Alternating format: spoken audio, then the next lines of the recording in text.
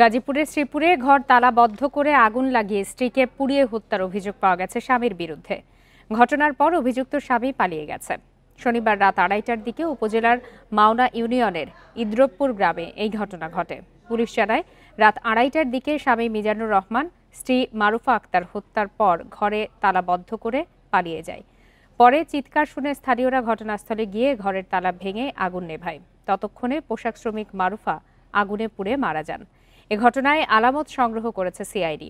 ঘাতক স্বামীকে গ্রেপ্তারের জন্য কাজ করছে পুলিশ। এ বিষয়ে পরবর্তী আইনগত পদক্ষেপ প্রক্রিয়াধীন রয়েছে বলেও জানিয়েছে পুলিশ।